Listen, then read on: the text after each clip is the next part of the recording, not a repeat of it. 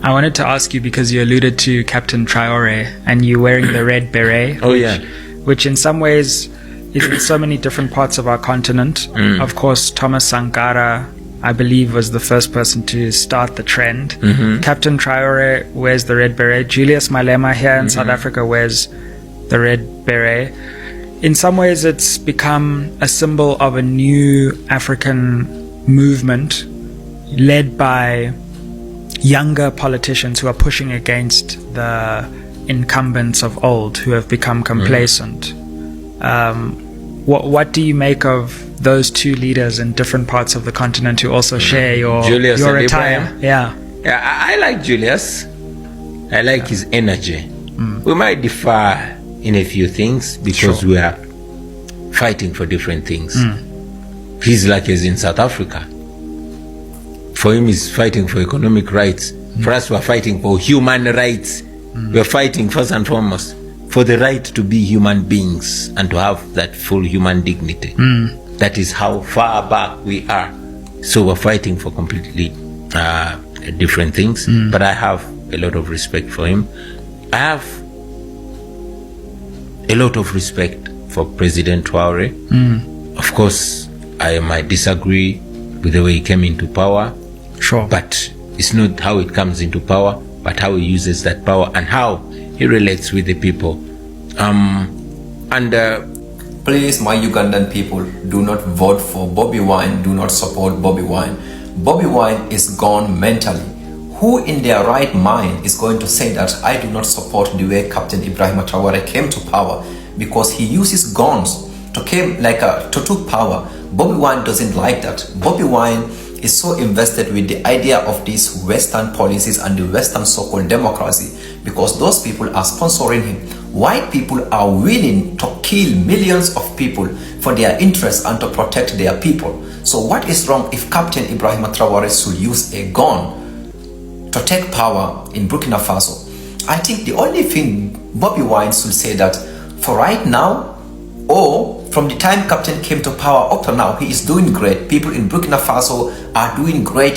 They are building so many companies. People are happy with his leadership. So we support him and we will continue to support him, and hopefully that he will continue to be a great leader. But Bobi Wine, in his mindset, is that Captain Ibrahim Traore, basically people should vote for him to remain in power. He completely disagreed the way Captain came to power, which means by using guns. This statement alone shows that the Western corporations, they have already captured the mind of Bobi Wine, and Bobi Wine will not help the people of Uganda. I rather vote for President Museveni currently to stay in power than Bobi Wine, because Bobi Wine will just be like William Ruto in Kenya currently. While they are busy selling the country to the Western corporations like World Bank, IMF, and other, Western big corporations, they are also going to continue to butcher their people while preaching democracy. These are the type of leaders that are very dangerous to the African people. Just look at Kenya, basically what is happening there with the so-called democracy. But what is happening in Kenya currently? Bobi Wine should know that white people murdered, killed millions of people around the world to protect themselves and their interests. So what is wrong if Captain Ibrahim Traore should use a gun to seize power in Burkina Faso? Before Captain came to power, Bobi Wine should know that hundreds of thousands of people are losing their lives in the Sahel region. France controlled everything with the best army in the world. France, United States, and other European countries, they were in Burkina Faso and in the Sahel regions. They cannot conquer the terrorists. But once Captain came to power, now terrorism in Burkina Faso has been reduced so much. So many companies were built in Mali and in Niger, in those countries. So why Bobi Wine will disagree the way Captain came to power? And if you go to, let's say, countries like Dubai, Jordan, and those countries where they have kings, their countries are great in a way that they do not have elections. Their leaders there, they are not sharing or voting with anyone, but they are doing great. And our African children from Uganda are going to those countries and other African countries. So I think Bobi Wine should just look at, is Captain doing great or not? But the way he took power, he didn't like that.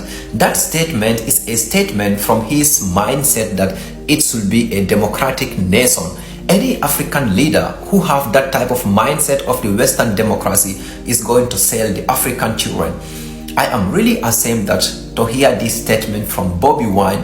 It doesn't matter what type of good he said later on in this video. As soon as he said that he disagreed the way Captain took power in Burkina Faso, Bobi Wine is gone. He is going to be a real puppet, and I will rather vote for President Museveni to stay in power currently than Bobi Wine, because Bobi Wine will just be like William Ruto basically. But let me know in the comments, what do you guys think? Because no one in their right mind will say that they agree the way Captain came to power. I mean, how did Patrice Lumumba in Congo came to power? Not through guns, but democratically elected leader by the people of Congo. Even he was, a democratically elected leader. They still took his life. Those who are telling Bobi Wine that it needs to be a democratic today, they took the life of Patrice Lumumba. You see, there is only one thing. You either do what they want, which means you give them everything, all the natural resources, or they will kill you. So to them, democracy doesn't matter. That is why they are using guns to unalive millions of people around the world, including Africa. So as long as Bobi Wine doesn't understand this single structure or this single sentence that guns are okay to use, just that if the leader is doing great, we should support them or we should support him. As long as Bobi Wine doesn't understand these things, he is going to be a puppet, and he is going to be worse than President Museveni. Disagreeing with Captain the way he came to power, that is a big red flag. But let me know in the comments, what do you guys think, please, and also tag Bobi Wine in this video as well. Guys, how many of you saw this news? Burkina Faso is integrating traditional medicine into its public healthcare system, including hospitals and health centers, as part of a new national policy.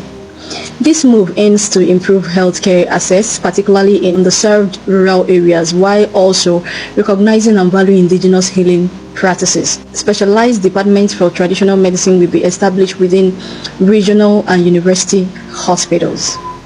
Now, in elaboration, he says that the integration of traditional medicine into Burkina Faso public health system is a significant step towards recognizing the value of indigenous medical knowledge and addressing healthcare needs, especially in rural areas. Anyway, let me give you people the details and the breakdown. Captain Ibrahim has argued that a lot of this medication that these our massa are sending to us is nothing but an experiment. They are conducting an experiment on us, on our body.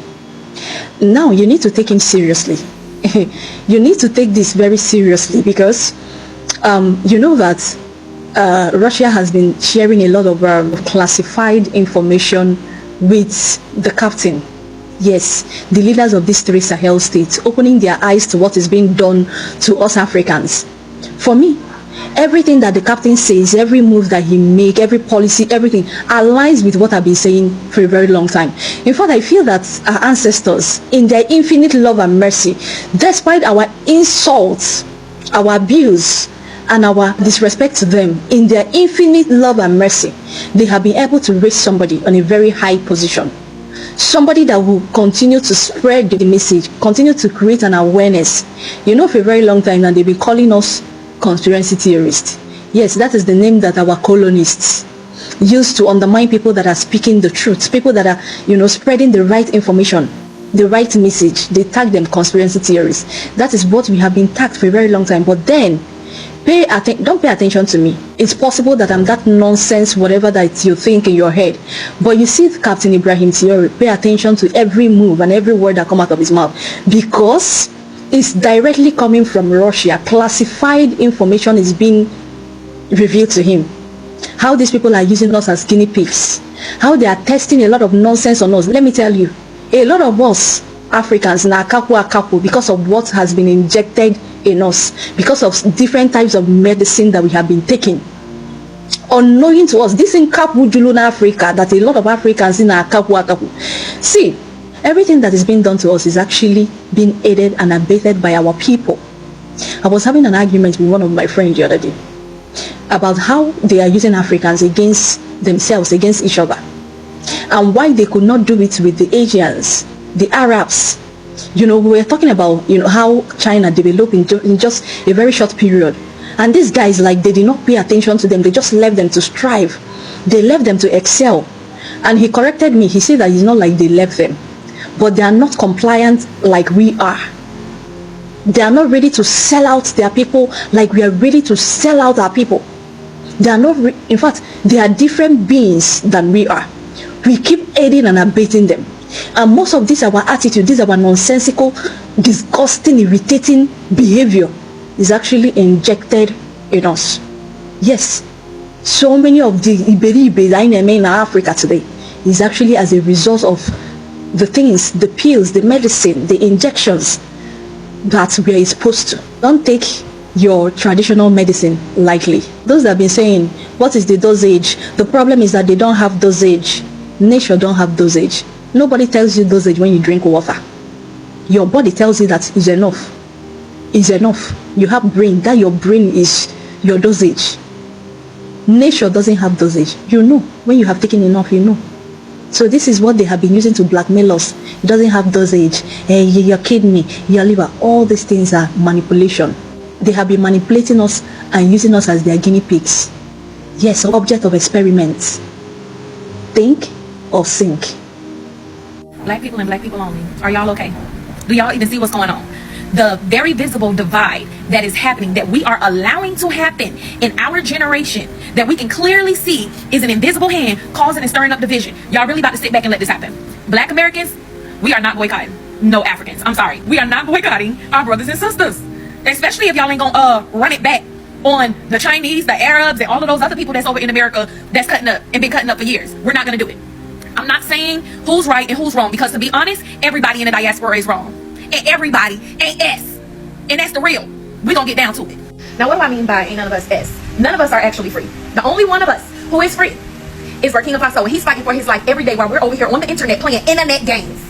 We literally around here fighting with each other when we should be either aiding him so that all of us can end up free, or we should be doing whatever we need to do in our own silos, in our own countries, in our own groups, in our own tribes. But instead, we around here acting like we got it like that. Oh, this one is more successful than that one, and that one is... No, stop it. We are all the same. We all have that talented 10 who made it out and is doing good, and we all have the poor ones, which is the larger demographic, who is still suffering because of what some other group did to us while we fighting with each other, instead of fighting the ones who did this to us. Y'all, we got an enemy. We have a common enemy who literally sat down and strategized how they could dismantle our communities worldwide.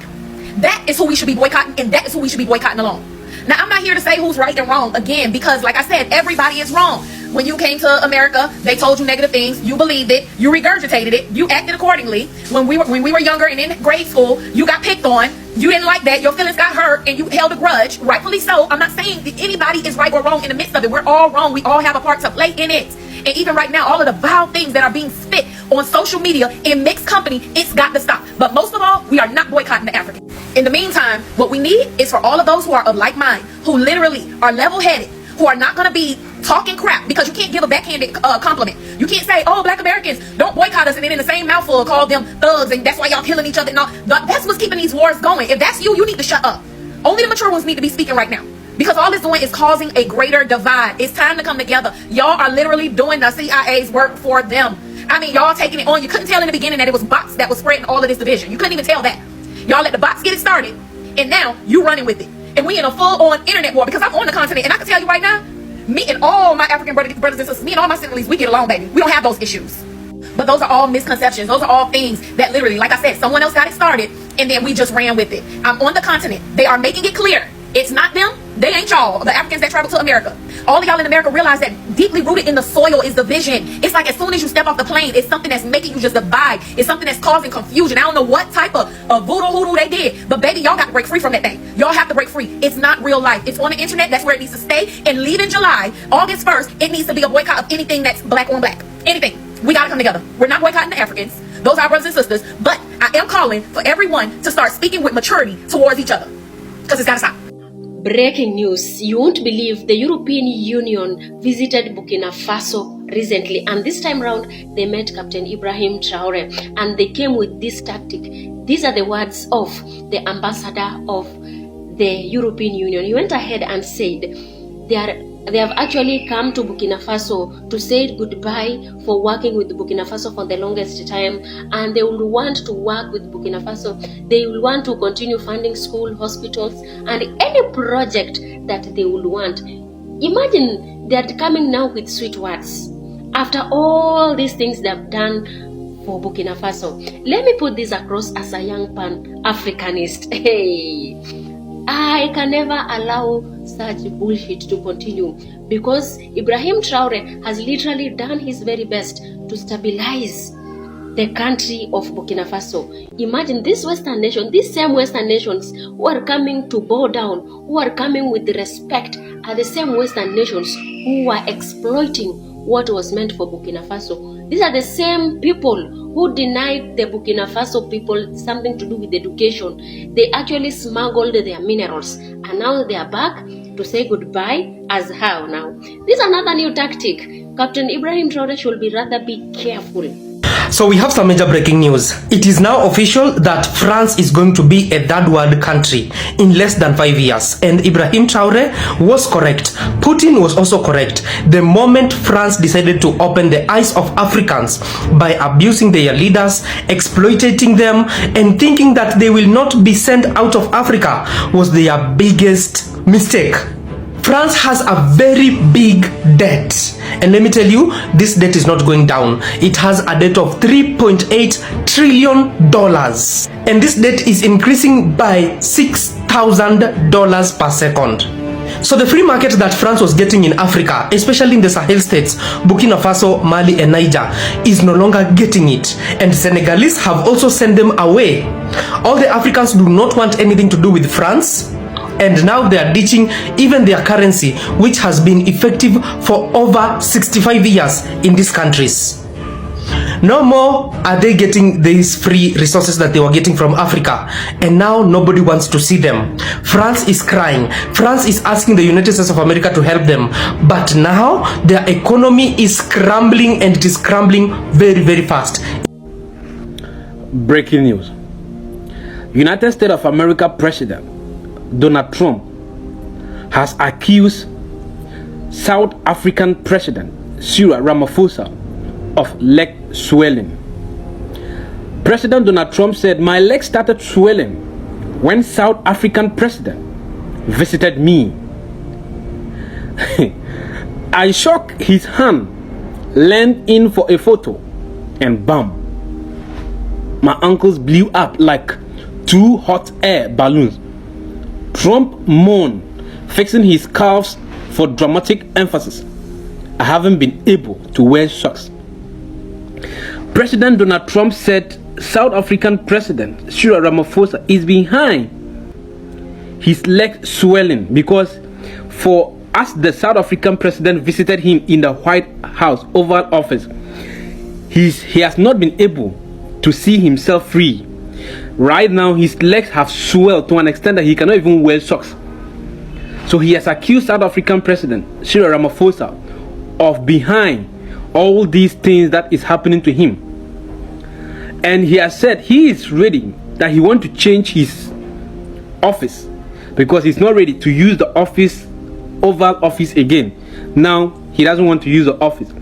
And he's calling for investigation to be done to see what is really wrong, because himself he has gone through diagnosis, and this he doesn't understand. What do you think about this? Is South African president really behind the swelling of Donald Trump's legs? I don't know. Let me know from you.